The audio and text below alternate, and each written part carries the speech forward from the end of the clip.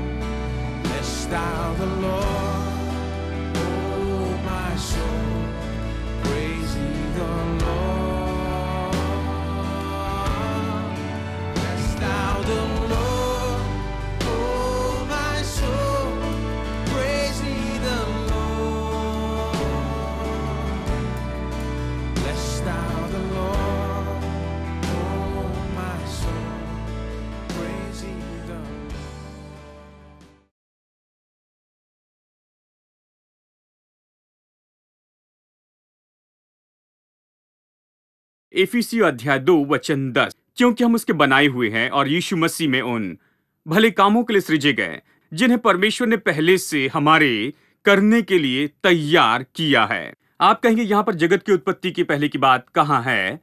ये यहीं पर है। देखिए, हम उसके बनाए हुए हैं, यानी प्रभु ने सच में हमें बनाया है। हमें नया बनाने के बारे में कहता है, नया जन्म। आत्मा में जो हमने नया जन्म पाया है, उसके बनाए हुए यीशु मसीह में बनाए गए, इसलिए मैंने कहा नया जन्म, भले कामों के लिए जो प्रभु ने पहले से नियुक्त किए हैं। देखिए, बनाए गए हैं, लेकिन मैं ये कहता हूं कि हम केवल ऐसे ही नहीं बनाए गए हैं, लेकिन भले कामों के लिए सृजे गए ताकि हम भले काम कर सके। भले काम, ये कहता है प्रभु ने ये भले काम तैयार किए हैं, और ये भले काम पहले से ही तैयार किए हैं। यहां पर साधारण शब्द नहीं है ये। यदि मैं कहूं पहले से, इसका मतलब है कल, पिछले साल या 53 साल के पहले। मेरी उम्र इतनी ही है। ये 60 साल नहीं हो सकता है। ये नहीं कह सकते 60 साल पहले, यानी मेरे संबंध में ये मेरी उम्र से ज्यादा नहीं हो सकता है। ठीक है, इसीलिए जब प्रभु कहता है पहले, ये कुछ अलग है जिसका मतलब है जगत की उत्पत्ति के पहले से, सब कुछ बनाने के पहले से ही वो वहां था। इसीलिए जब प्रभु कहता है कि हम मसीह यीशु में भले कामों के लिए बनाए गए हैं, भले कामों के लिए जो प्रभु ने पहले से तैयार किए हैं जगत की उत्पत्ति के पहले से, जिसे प्रभु ने पहले से तैयार किए हैं कि हम उसमें चले। ये पहले मुझे समझने के लिए काफी है। ये मेरे लिए काफी है कि मैं समझूं प्रभु के लिए पहले का मतलब इसके पहले कि कुछ हो, क्योंकि वो प्रभु है, वो पहले से था। तो जब वो कहता है पहले, तो इसका मतलब ये है कि अनंतकाल के भूतकाल में और अनंतकाल के प्रभु के बारे में बताता है, जो अनंत काल के भूतकाल से है, और मेरे बारे में वो घोषित करता है जो काम मुझे नया जन्म पाने के बाद में विश्वासी के रूप में करने हैं। और एम्प्लीफाइड बाइबल कहती है कि वो मार्ग तो बन चुका है, मार्ग प्रभु के द्वारा बनाए गए हैं, प्रभु के द्वारा तैयार किए गए हैं। मार्ग तो बहुत ही महत्वपूर्ण है। मार्ग ही वो रास्ता है जो मुझे लेना है, जिस पर मुझे चलना है। ये मार्ग जिसके पीछे मुझे चलना है, ताकि उन भले कामों को करूं जो प्रभु ने मेरे लिए पहले से तैयार किए हैं, मेरे लिए नियुक्त किए हैं। आमेन। तो ये उनमें से एक बात है जो पहले से ही थी। देखिए, परमेश्वर ने मुझे मसीह यीशु में मुझे आशीष दी है। केवल आशीष ही नहीं दी, लेकिन भले काम मेरे लिए पहले नियुक्त किए हैं जो मुझे करने हैं पहले से ही, और मेरे लिए मार्ग तैयार करके रखा है ताकि मैं उन मार्गों पर चल सकूं जो प्रभु ने मेरे लिए तैयार कर रखे हैं। ये मेरा काम नहीं है। यदि आज मैं आपको बताना चाहूं, ये मेरा काम नहीं है कि मैं अपना मार्ग तैयार करूं। ये मेरा काम नहीं है कि मैं कौन से रास्ते पर जाना चाहता हूं ये मैं चुन लूं, या जीवन में आगे क्या करूंगा ये सब योजना बनाऊं। ये मेरा काम नहीं है कि मैं अपने जीवन के लिए पूरी योजना बनाऊं। ये मेरा काम है कि मैं समझूं कि प्रभु के पास मेरे लिए क्या है, और मैं उसमें चलूं जो प्रभु ने मेरे लिए तैयार किया है। इसमें बड़ा अंतर है कि मैं अपने जीवन की योजना बनाऊं या फिर प्रभु को समर्पित हो जाऊं, ताकि प्रभु की इच्छा मेरे जीवन में पूरी हो और मैं उस मार्ग पर चलने लगूं जो प्रभु ने मेरे लिए तैयार करके रखे हैं, ताकि मैं उसमें चल सकूं। आमीन। मैं इसलिए काम नहीं कर रहा हूं कि मैं खुद के लिए योजना बना सकूं। मैं जानता हूं कि पहले से योजना तैयार है, प्रभु ने तैयार रखा है, मार्ग तैयार है। मुझे क्या करना है? उसकी इच्छा को समझना है और उसके उद्देश्य को समझना है, उसकी अगुवाई में और निर्देश में चलना है और उस मार्ग पर चलना है, क्योंकि उस मार्ग में लाभ होता है, बाइबल कहती है। देखिए, हर मार्ग में लाभ नहीं होता है। हम काफी मार्गों पर चल चुके हैं, काफी मार्ग में जा चुके हैं, और वो सूखे थे, वहां पर पानी भी नहीं था, वहां पर कुछ भी नहीं था, वो सूखा था, वो खतरनाक जगह थी। हम उस मार्ग से गए हैं क्योंकि हम नहीं जानते थे कि प्रभु की इच्छा को कैसे जाने। लेकिन जिस मार्ग में प्रभु अगुवाई करता है, शायद वहां हजारों खतरे हो, लेकिन मैं आपको बताऊं, वो आप पर नहीं आएंगे, क्योंकि प्रभु आपके साथ है। आमीन। और आप हर एक चुनौती पर विजय पा सकेंगे, क्योंकि वो जो सामर्थ है, आशीष ही वो सामर्थ है। आशीष वो योग्यता जो प्रभु आपको हर परिस्थिति में देता है, और वो उस मार्ग में उपलब्ध है, उस मार्ग में जो प्रभु ने हमारे लिए चुना है। मेरे साथ निकले इब्रानियों अध्याय 11 और वचन 8। विश्वासी से अब्राहम जब बुलाया गया तो आज्ञा मानकर ऐसी जगह के लिए निकला जिसे वो मिरास में लेने वाला था, तो भी निकल गया, और ये न जानता था कि किधर जाता है। देखिए, जब अब्राहम को ऐसी जगह जाने के लिए कहा गया जो उसे बाद में मिलने वाली थी, अब भजन संहिता 67:12 कहता है, हम आग और जल से होकर गए, लेकिन तू हमें धनी जगह पर लाता है। सब लोग कहे धनी जगह, जिसका मतलब है प्रभु की भरपूरी की जगह, प्रभु का अनुग्रह, प्रभु की कृपा, प्रभु की सामर्थ और प्रभु की बुद्धि, और ये सब कुछ ठीक है। धनी जगह मतलब केवल पैसा नहीं, आपके जीवन के हर एक क्षेत्र में संपन्न होना है। तू हमें संपन्न स्थान पर ले आया, ये कहता है, तो भजनकार जानता है कि संपन्न स्थान पर होना क्या है जो प्रभु ने तैयार किया। अब अब्राहम को प्रभु ने जब धनी जगह के लिए तैयार किया और उसके लिए उसने चुना और उससे बुलाया कि वो उस जगह पर जाए जो उसे विरासत में मिलने वाला है, बाइबल कहते हैं कि उसने आज्ञा मानी और चला गया। यही बातें मैं चाहता हूं कि आप ध्यान दें। उसने आज्ञा मानी और वो चला गया। उसने विश्वास का कदम उठाया और चला गया, और वही किया जो प्रभु ने उसे करने के लिए कहा था, और उस स्थान पर चला गया जिसे प्रभु ने उसके लिए तैयार किया। हालांकि वो नहीं जानता था कि कहां जा रहा है। यही ये कहता है, वो नहीं जानता था कि कहां जा रहा है, पूरा विवरण नहीं जानता था, ये नहीं समझता था कि इसमें क्या शामिल है, लेकिन उसने विश्वास का कदम उठाया। अब मैंने ये पाया मेरे खुद के अनुभव से, और बाइबल को पढ़ते हुए मैंने इस बात को जाना, और विश्वास के इन चरित्रों के बारे में पढ़कर मैंने पाया कि एक बात सच में ये बाइबल का विचार है कि प्रभु अपनी सारी योजना, उद्देश्य कभी हमारे बारे में पूरे प्रकट नहीं करता। बस एक बार में ही वह हमेशा उन्हें विश्वास का कदम लेने के लिए कहता है, और हर एक कदम पर वो अगले कदम के बारे में बताता है, और इस तरह वो आगे ले जाता है, और वो चाहता है कि हम कदम ब कदम आगे बढ़े।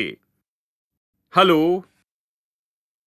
अब कुछ लोग कहेंगे, भाई अच्छा होता कि वो कोई बुक प्रिंट कर देता और हमारा नाम उसके ऊपर लिख देता, और कहता, ये देखो, जगत की उत्पत्ति के पहले से मैंने ये सब कुछ लिखा है, और ये भले काम है जो मेरी योजना है, ये मार्ग है, रास्ते है जिसे तुम्हें लेना होगा, ये सब कुछ यहां पर लिखे हैं, इससे लो और इसे चलो। यदि वो किताब आपको देता, जानते सबसे बड़ी समस्या होती, यदि वो आपको ये किताब देता तो आप बहुत चकित हो जाते, आप किसी भी तरीके से विश्वास नहीं करते, भरोसा नहीं कर पाएंगे। जानते हैं, प्रभु यदि आपको सब कुछ बताए, आपको जो करना, अगर प्रभु आपको सब बताए तो आपका मन तैयार नहीं होगा। आपका मन बहुत ही छोटा है और उसकी योजना बहुत बड़ी है। आपका मन जो सोच भी नहीं सकता, उसके पास उससे भी बढ़कर योजनाएं हैं, क्योंकि उसकी योजनाएं प्रभु के साइज की है। हेलो। प्रभु के साइज का प्रोग्राम है, जानते हैं। उसके पास मेरे लिए प्रभु के साइज का प्रोग्राम है, उसके पास आपके लिए प्रभु के साइज का प्रोग्राम है। इसलिए मेरा मन अभी भी प्रभु के साइज का नहीं है, लेकिन मैं आपसे कहूं, हर दिन बेहतर होते जा रहा है, ये नया हो रहा है, ये हर दिन बढ़ते जा रहा है। और मैं आपको बताऊं, जैसे प्रतिदिन ये बढ़ते जाता है, जैसे छोटे बच्चे को आप दूध देते हैं, थोड़ा खाना देते हैं और फिर मांस देते हैं, और आप जानते हैं एक एक कदम बढ़ते हैं। पहले दिन आप उन्हें मांस नहीं खिला सकते हैं, क्योंकि आप चाहते हैं कि वो मजबूत हो, शक्तिशाली हो। प्रभु जानता है आप इसे नहीं पचा सकते, आप इसे नहीं समझ सकते हैं, तो वो क्या करता है? प्रभु जानता है कि हमारा मन तैयार नहीं है प्रभु की महान योजनाओं के लिए और प्रभु के महान उद्देश्य के लिए। यदि वो बस कहना शुरू करे उसकी योजना और उद्देश्य, तो हमारा मन उसे नहीं समझ सकता है। ये बिल्कुल बाइबल के जैसे है। मैं कितने साल से प्रचार कर रहा हूं। जानते, जब मैं बाइबल कॉलेज से बाहर आया तो सोचने लगा, ओ मेरे प्रचार तो 1 साल में ही खत्म हो जाएंगे। तो एक भाई ने किताब बताई, 1000 सर्मन आउटलाइन। कहा, सैम तुम 1000 बार प्रचार कर सकोगे। मैंने कहा, उसके बाद में क्या करूंगा? ये मेरी सबसे बड़ी चिंता थी। मैंने कहा, प्रभु एक दिन मेरे सारे संदेश खत्म हो जाएंगे, सारे संदेश खत्म होंगे, क्योंकि ये तो केवल एक ही किताब है और मुझे बस इसी में से सिखाना है। लेकिन मैंने ये पाया कि यदि मैं 100 साल तक जीऊं और 100 बार 100 साल तक जीऊं तो भी ये खत्म नहीं होगी। यदि मैं प्रचार करते रहूं 365 दिन इस AFT में, तो भी ये खत्म नहीं होगी, क्योंकि उसके काम इतने अद्भुत है और उसकी योजनाएं इतनी महान हैं और उसका प्रेम इतना महान है। ये बताने के लिए कोई शब्द नहीं है। और कितनी भी किताबें हो, उसमें हम ये नहीं बता सकते हैं। ये तो केवल एक छोटा सा सारांश और सार बताया गया है। आमीन। इसलिए अब ये मेरी चिंता नहीं है। अब मैं और 100 साल तक प्रचार कर सकता हूं, कम से कम, क्योंकि प्रचार करने के लिए और भी है। मैं चिंता नहीं करता कि कैसे करूंगा मेरे जीवन में। जानते हैं, मैं बाइबल के हर एक वचन का प्रचार करना चाहता हूं, शुरू से लेकर अंत तक। और फिर अगर फिर से शुरू करें तो ये पूरी तरह से नई बात होगी।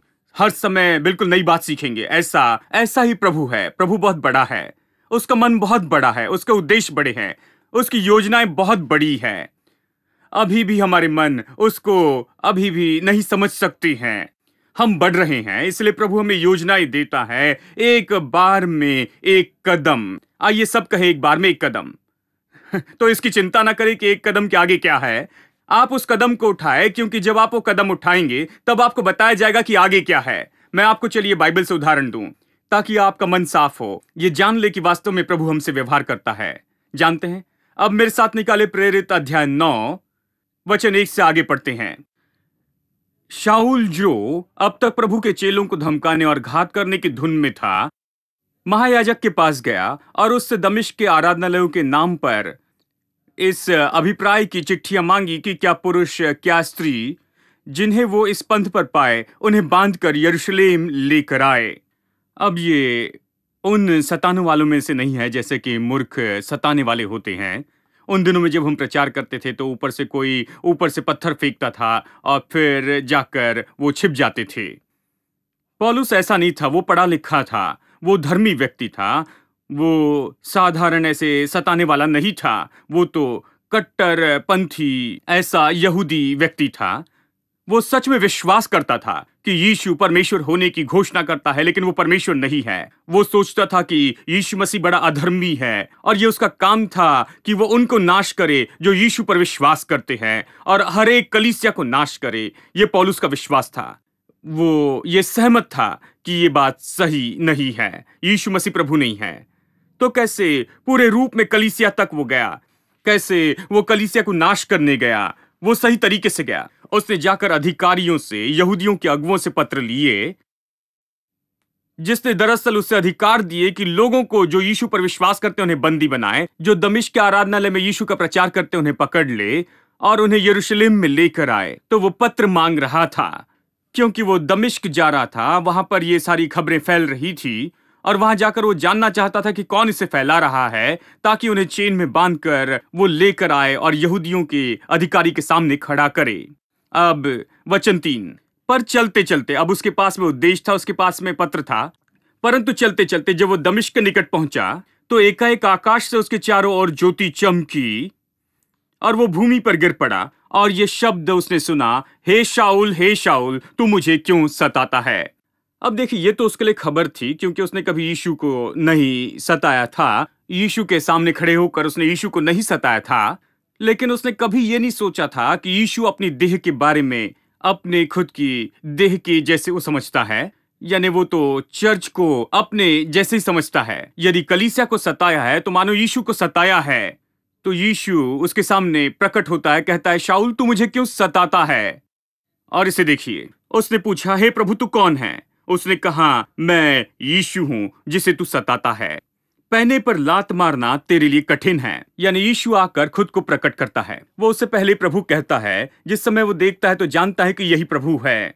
इस समय तक उसने विश्वास नहीं किया, वो सोचता था ये प्रभु नहीं है, वो अधर्मी है, परमेश्वर का पुत्र होने का दावा करता है, जो यहूदी कानून के अनुसार परमेश्वर की निंदा है और इस तरह के व्यक्ति को पत्थरवा करके मार देना चाहिए। और वो इसके विरुद्ध में था। और जिस समय यीशु उससे बात करता है, उस एक पल में ये अच्छा पढ़ा लिखा व्यक्ति, काबिल व्यक्ति, बुद्धिमान व्यक्ति और ये सब कुछ एक पल में ही जब वो यीशु से मिलता है, बस उसी समय कुछ होता है। उसने यीशु के मुंह से ये शब्द सुने और तब उसे कुछ हुआ और वो उसे प्रभु कहने लगा। ये तो इस सच्चाई को मान लेना था कि मैं जानता हूं कि तू प्रभु है, इसी की तूने घोषणा की है, तूने घोषणा की है, मैं विश्वास करता हूं कि तू परमेश्वर का पुत्र है। एक ही पल में सब कुछ बदल गया। हम सोचते हैं कि सताने वाले तो बहुत ही कठोर लोग होते हैं, और आप जानते हैं कई बार प्रचारक आकर मुझसे कहते हैं, ओ वो बहुत ही कठोर है, वो बहुत ही बड़ा कलीसिया को सताने वाला है, जानते हैं ये और वो। लेकिन मैंने देखा है कि बड़े से बड़ा सताने वाला एक ही समय, एक ही पल में ऐसा पिघल जाता है। केवल एक ही मुलाकात यीशु के साथ में उससे बदल देती, उसका जीवन बदल देती है, प्रभु के पास लाती।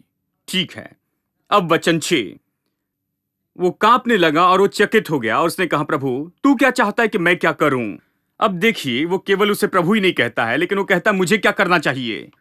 तू जो भी कहेगा मैं करूंगा क्योंकि तू प्रभु है। अब मैं यहां पर हूं कि जो कुछ भी तू कहे उसे मैं करूं, तो मुझे बता कि मैं क्या करूं, उसने कहा। तब प्रभु ने उससे कहा, अब इसे सुनिए, यहीं पर हम मुद्दे पर आते हैं। उठकर नगर में जा और जो तुझे करना है वो तुझसे कहा जाएगा। अब शायद यीशु किताब घर में छोड़कर आया था पौलुस के बारे में।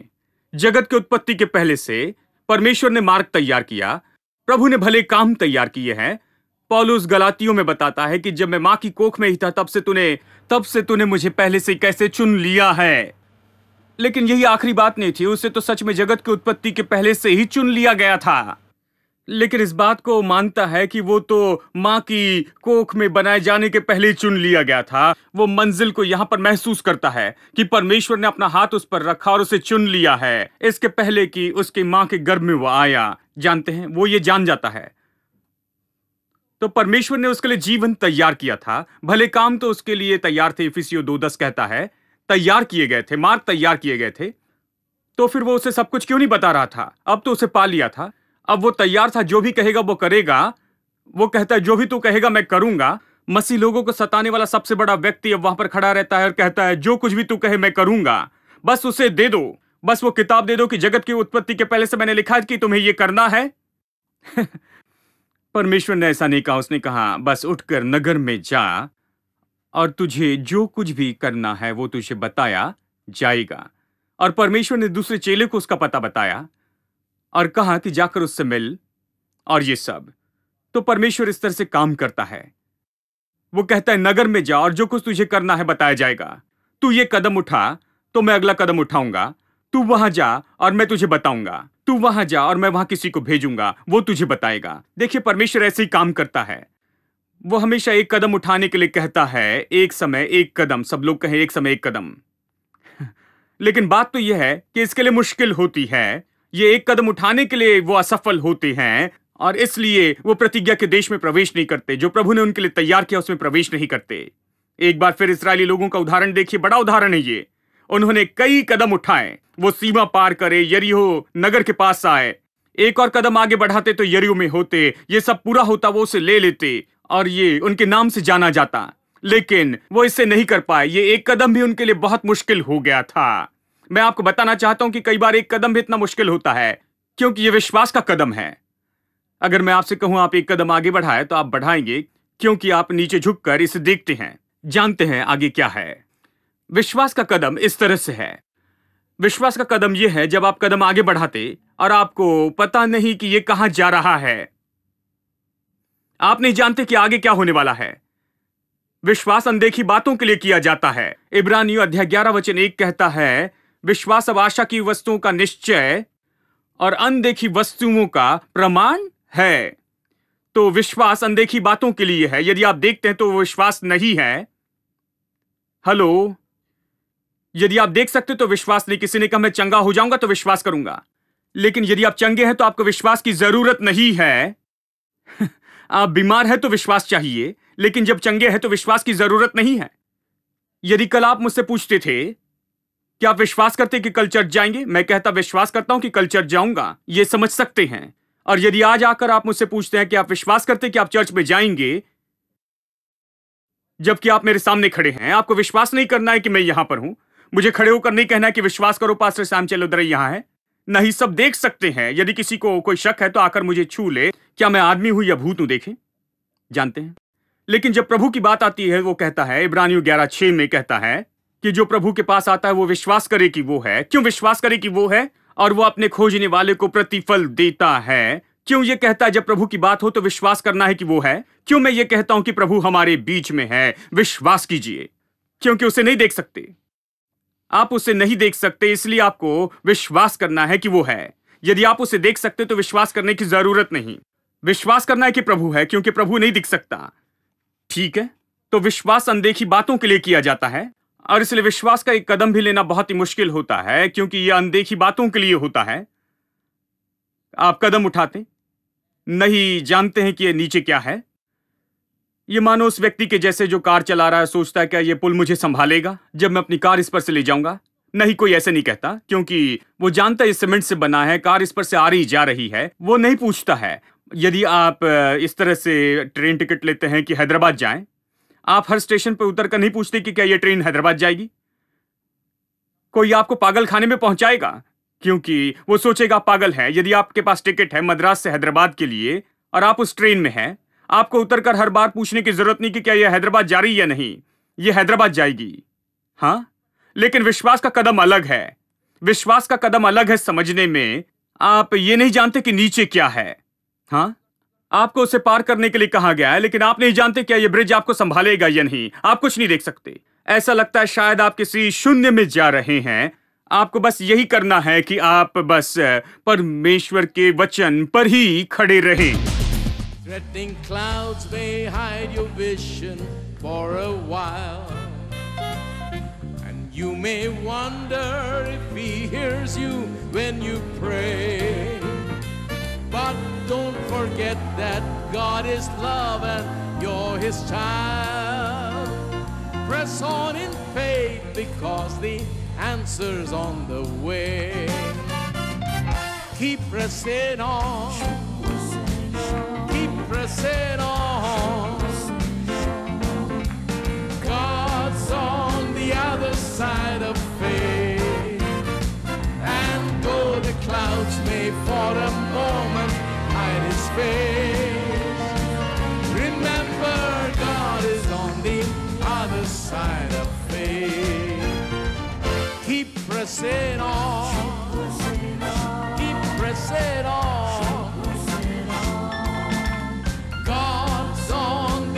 Side of faith, and though the clouds may for a moment hide his face, remember God is on the other side of faith. must run this race to win the victor's crown. Though Satan try with all his might to cast you down, it will be worth it just to hear God say, well done. Press toward the prize that's on the other side of faith. Now you must run this race to win the victor's crown. Though Satan try with all his might to cast you down, it will be worth it just to hear God say, well done. Press toward the prize that's on the other side of faith. Keep pressing on. Keep pressing on. God's on the other side of faith. And though the clouds may for a moment hide his face, remember God is on the other side of faith. Keep pressing on. Keep pressing on. God's on the other side of faith. And though the clouds may for a moment hide his face, remember God is on the other side of faith. Keep pressing on. Keep pressing on. God's on the other side of faith. And though the clouds may for a moment hide his face, remember God is on the other side of faith. One more time. Keep pressing on. Keep pressing on. God's on the other side of faith. And though the clouds may for a moment hide his face, remember God is on the other side of faith. And though the clouds may for a moment hide his face, remember God is on the other side